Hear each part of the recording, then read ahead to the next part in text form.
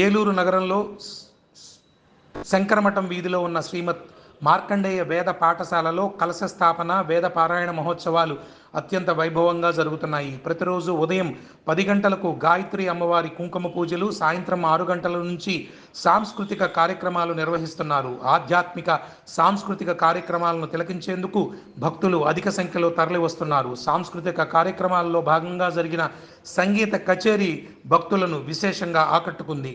వేద పాఠశాలకు amplifier mic సెట్ను బహుకరించిన డాక్టర్ గుడిపాటి లలిత గారిని పలువురు ప్రముఖులు అభినందించారు. అనంతరం జరిగిన సభా కార్యక్రమాల ఆర్గనైజింగ్ డైరెక్టర్ ద్రోణంరాజు వెంకటరమణ మాట్లాడుతూ సమాజాన్ని చైతన్యవంతం చేయడంలో కళలు కీలక పాత్ర పోషిస్తున్నాయని, ప్రతి ఒక్కరూ కళలను ఆదరించాలని, కళాకారులకు చేయూతనివ్వాలని సూచించారు. సాంస్కృతిక కార్యక్రమాల్లో పాల్గొనే కళాకారులు వారి కార్యక్రమం అయిన వెంటనే వెళ్ళిపోతున్నారని, ఇది మంచి పరిణామం కాదని ద్రోణంరాజు వెంకటరమణ తెలిపారు. కార్యక్రమం మొత్తం పూర్తయ్యేంత వరకు ఉన్నట్లయితే తోటి కళాకారుల యొక్క ప్రతిభా పాఠవాలు మనకి తెలుస్తాయని, దాని వలన మనము మరింత ఉన్నతంగా అభివృద్ధి చెందటానికి అవకాశం ఉంటుందని ఆయన ఒక సూచన చేశారు.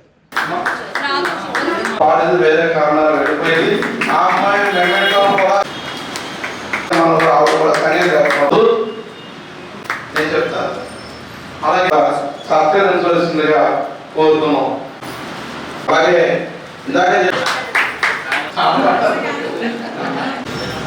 రేపు సాయంత్రం 6:30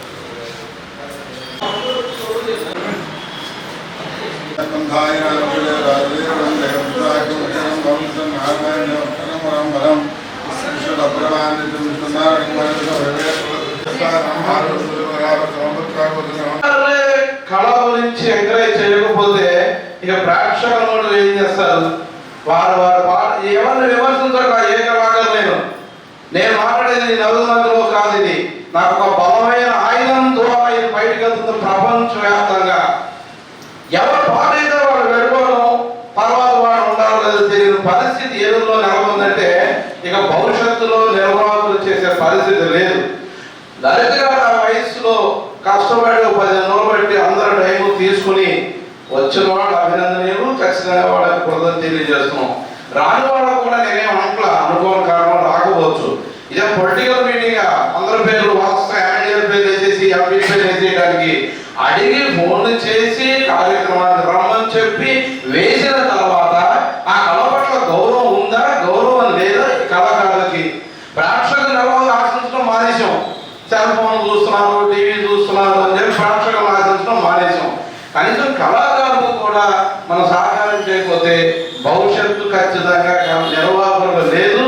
ఎంత కష్టపడితే కార్యక్రమాలు అవుతాయనేది మీ అందరికీ తెలుసు.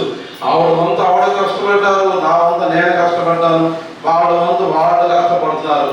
ఎంతమంది కష్టపడుతున్నా నా బాధ అయిపోయింది నేను వెళ్ళిపోతున్నాను, నా వైద్యం అయిపోయింది నేను వెళ్ళిపోతున్నాను అనే పరిస్థితి ఎదురులో ఎప్పటిగా మారుతుందో, ఎలా మారుతుందో తెలియట్లేదు.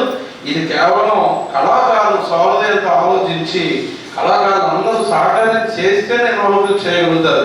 అక్టోబర్ 2వ తేదీన విజయదశమి కార్యక్రమానికి నేను 15 రోజుల క్రితం తిరుమల తిరుపతి దేవస్థానాన్ని ఘటన రాసుకొని 3 కార్యక్రమాలు ఫిక్స్ చేయించాను 3 నెలల క్రితం. అలాంటి పరిస్థితుల్లో నిర్వాహకులు చేయాలి, కళాకారులు ఎంకరేజ్ చేయాలనే పరిస్థితి ఉంటే మరి ఇలా ఉంటే ఏ రకంగా ముందుకు వెళ్ళడం? ఏదోనూ ఎంతో అంటారు కళ నాశనమైపోతుంది, ఎవరు ఎంకరేజ్ చేయట్లేదు, ఇది వెనకబడిపోతుంది అన్న వెనక ఏమి వాడతా. కేవలం ఎవరు ఏమనుకున్నా, ఎవరు ఎలా నొచ్చుకున్నా చేసిన వాళ్ళకి విమర్శ కానీ చేయని వాళ్ళకి ఉండదు. ఎలా నొచ్చుకున్నా సరే కేవలం కళాకారుల లోపం తప్ప నిర్వాహకుల లోపం మాత్రం లేదు. అలాగే లలిత గారు లాంటి కళాకారుని నిర్వాహక బాధ్యత 2 ఉన్నాయి ఆవిడకి. ఆ వయసులో నడవలేకపోయినా చేయబుచ్చుకున్న మోకాలు ఎప్పుడొచ్చినా వచ్చి చేసుకున్న పరిస్థితుల్లో మరి ముందుగా వేరించిన వాళ్ళు ఎందుకు అట్లా ఎందుకని మిస్ అయిపోతున్నారు? బలమైన కారణం ఉంటే వేరే విషయం. ఇవాళ నేను ఆలైపోయామని ఒక బలమైన కారణం ఉందని ఎలా నిర్వాహకులు ఏం చేస్తాం? 10 మంది ఉన్నారా, 50 మంది ఉన్నారా కాదు. కనీసం పాడేవాడు ఉండాలి, పాడుతున్నవాడు ఉండాలి, పాడపోయేవాడు ఉండాలి. దాని నుంచి అదే చెప్తున్నాం. చక్కగా కళాకారులందరికీ ఒక చక్కటి అమ్మవారి ప్రతిమిచ్చి బహుకరించాలి, అమ్మవారి ఆశీస్సులు ఉండాలి అని చెప్పి అందులో కష్టపడి 84 సంవత్సరాలు బాబురావు సత్యనారాయణ గారు ఆయన సొంతంగా కూర్చుని డిజైన్ చేసుకుని ఆయన కింద పేరు వేసుకుని ఓ మెమెంటో తయారు చేసి అక్కడ పెట్టారు. ఎలా ఈ రకమైన నిర్వహణ బాధ్యత ఏదో బాగానే ఉంది, కానీ ఖచ్చితంగా కళాకారుల లోపం అయితే కనబడుతోంది. నేను ఆవేదనతో చెప్పే మాటలు ఈ నలుగురు వినడం కాదు, ఇది పూర్తి స్థాయిలో ప్రజారంలో వెళ్తుంది. అందరూ మారాలి, మారితే బాగుంటుందనే ఒక సదుద్దేశంతో చెప్పడమే కానీ ఎవరిని విమర్శిద్దామని కాదు కళాకారుని. ఆ పరిస్థితి రాకుండా మీ కళాకారులందరికీ తోటి కళాకారులు మీరు కూడా అవకాశంలో ఉన్న ఏళ్ళలో ఏడాదికి ఒకసారి జరుపుకుంటాం, 2 సార్లు జరుపుకుంటాం. ఒక రోజుకి ఏడాది ఇస్తే అందరికి ఎంతో సంతోషంగా ఉంటుంది 20 బాధ్యతకి. అలాంటి పరిస్థితిని నెలకొనాలి. కళాకారులు సహృదయంగా ముందుకు వచ్చి అందరినీ ప్రోత్సహించాలి. ఇప్పుడు మనం ఏం పాడాము, వాళ్ళు ఇంకేం పాడుతున్నారు, మనం తప్పు పాడామో వాళ్ళు రైట్ పాడుతున్నారో మనం రైట్ పాడామో అని బేరీజు వేసుకోవాలి. అలాంటప్పుడే డెవలప్మెంట్ ఉంటుంది. ఎక్కడైనా సరే కంపారిజన్ చేసుకున్నప్పుడే అలాంటి పరిస్థితులకి పూర్తిగా మనం దూరంగా ఉంటున్నాం. ఏనుగులోనూ అది పోవాలి, మళ్ళీ మంచి రోజులు రావాలి. కళాకారులందరూ ఒకటిగా ఉండాలి, ఐక్యతతో ఉండాలి. ఐక్యతతో ఉండాలని సాధించగలుగుతాం ఏ విజయాలైనా. అది రావాలని మరొకసారి మనసారా కోరుకుంటూ మరి ఈ రోజు కార్యక్రమాన్ని సహకరించినటువంటి లలిత గారు మరొకసారి అభినందించి ఒకసారి మాట్లాడుతూ కోరుతున్నాం. అయితే కొన్ని కారణాల చేత రాలేని వాళ్ళకి ముఖ్యంగా పిల్లలకి పరిస్థితులు ఉన్నాయి, రాలేదు. కానీ వాళ్ళ తల్లిదండ్రులు రావచ్చు కదా నేర్పించేవాళ్ళు. వాళ్ళ పిల్లలు పాడకపోతే మాత్రం ఇంకోటి పాడుతుంటే వినడానికి రావచ్చు కదా. ఆ మాత్రం ఎంకరేజ్మెంట్ ఇవ్వకపోతే వాళ్ళ పిల్లలు పాడితే మిగిలిన వాళ్ళు వచ్చి వినాలి. కానీ ఇంకోటి పాడుతుంటే వాళ్ళ పిల్లలకు అవకాశం లేకపోవచ్చు, పరీక్ష ఉండవచ్చు, చాలైపోవచ్చు. కానీ తెలుగు నేర్పించే తెలుగు రావచ్చు కదా. అంటే వాళ్ళ పిల్లలు స్టేజ్ ఎక్కడం కోసమే నేర్పిస్తున్నారా? సంగీతం పట్ల ఏమాత్రం ఆసక్తి లేదా అనిపిస్తుంది చూస్తుంటే. ఇలా ఉంటే నిజంగా రేపు పొద్దున వాళ్ళ అమ్మాయి ఎక్కినా కానీ ఎవరు వెళ్ళాలి, ఎవరు రాదు, అదే పరిస్థితి వస్తుంది కదా. ఆలోచించాలి. కొంచెం నేర్పించే వాళ్ళు కనీసం ఆలోచించుకోవాలి. మా పిల్లలు పాడాలి, స్టేజ్ ఎక్కాలనుకునేవాళ్ళు, మనం పాడలే, మన పిల్లలు వాళ్ళు వెళ్ళలేకపోయినా అది సపోజ్ పరీక్ష ఉందనుకోండి, పరీక్ష ఉండి సాధన చేసి పాడలేకపోవచ్చు, కనీసం వచ్చి ఒక గంట స్పేర్ చేసి వినేయచ్చు కదా. అది కూడా లేకపోతే ఈ కుర్చీలు వేసే వాళ్ళకి, మైక్ సెట్ సర్దే వాళ్ళకి ఇవన్నీ కష్టపడి మేమందరూ పెద్దవాళ్ళం కదా. ఇక్కడ 60 దాటిన ఆవిడ ఉన్నారు, 70 వచ్చిందా, నేను 50 చిన్నవాళ్ళు ఎవరు లేరు.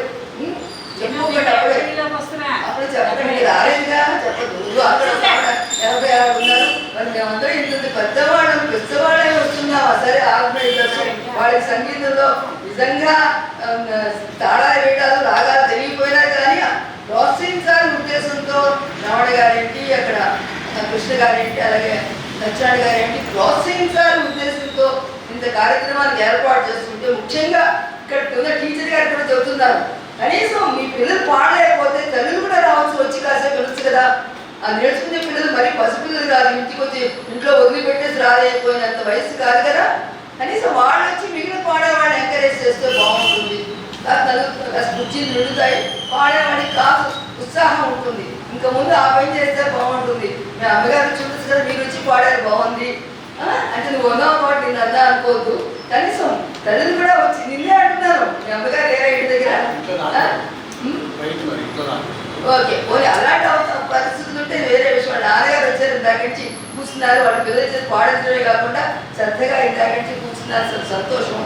ఇలాంటి నిజంగా తల్లిదండ్రుల మూలంగానే ఇంకా కొంచెం సంగీతం నిలబడుతోంది. కానీ ఏ కారణం చేతనే పిల్లలు పాటించలేకపోయినా తల్లులు వచ్చే వాళ్ళు కూడా వచ్చి ఉంటే తల్లిదండ్రులు ఉంటే మాకు బాగుంటుంది. ఈ శ్రమ ఖర్చు మాట ఎట్లా ఉంచి మన శ్రమ, దానికోసం ఆలోచన, ఇవన్నీ వాడే ఆర్టిస్టులకి స్వయంగా ఇచ్చేవారు. ఆయనకి ఎంత ఇంట్రెస్ట్ రావడంలో నేర్చుకోవాలి. ఇది పెద్దవాడే తర్వాత అక్కడ సమ్మర్లో అయితే అక్కడ సంస్కృత పాఠశాల జరుగుతుంది. సమ్మర్లో విసిరికలతో విసిరి అక్కడ బయట ఆర్పెట్టి కదా, విసిరికలతో విసిరేవాళ్ళు కూడా. ఆయనకు అంత శ్రద్ధాశక్తులు. సరే ఎక్కడికో అక్కడ 26 దాకా తీసుకెళ్ళారు. ఆయన బయట ఎక్కడ భోజనాలు చేసేవారు, సందర్భం వస్తే చెబుతున్నాను, చేసేవారు కాదు. ఆయన అప్పుడు పైగా అప్పుడు ఎక్కడ ఎగ్మూర్ స్టేషన్లో దిగి చిన్న తెచ్చుకునేవారు. కింద అక్కడ వంట చేసి స్నానం చేసి ఎక్కడ ఆ రైల్వే ప్లాట్ఫామ్ మీద ఆ భోగి కరడం కోసం పైకి ఉంటుంది, నేను ఒకసారి వెళ్ళిన వాడు చెప్తున్నా, అక్కడ స్నానం చేసి ఇక్కడ వండుకుని తిని అలాగే అక్కడికి వెళ్ళిన తర్వాత కూడా తంజావూరులో రూమ్లో తీసుకుంటే జయలక్ష్మి గారు వండి పెట్టి ఇలాగా అంత శ్రమ ఖర్చు తీసుకెళ్ళి అందులో తంజావూరు అటువైపు తిరువయాత్ర వెళ్ళి పాడడం అంటే మన వాళ్ళకి అసలు అవకాశమే ఇవ్వరు. అలాంటి పరిస్థితుల్లో పాప ఆయన శ్రమపడి ఆ కొందరు కూడా ఆయన తీసుకొచ్చి ఆయన కచేరీ పెట్టించి అప్పుడు ఆయన తెలుగువాడు కాబట్టి ఆయనతో సెక్రటరీగా ఏదో ఉన్నారు. 3-4 సంవత్సరాలు ఏర్పాటు చేయించారు. ఎందుకోసం ఆయనకి ఏం జరుగుతుంది? చక్కగా ఇంట్లో కూర్చుని రేడియోలు వెళ్ళారా, కచేరీలు వెళ్ళారా, ఇంత ప్రోత్సహించేవారు. మరి ఇంకా దాన్ని పట్టుదల వేలాడుతున్నారు. ఇంకా నెక్స్ట్ అతనే ప్రెసిడెంట్ చేస్తే కొంచెం బాధ్యత తెలుస్తుంది.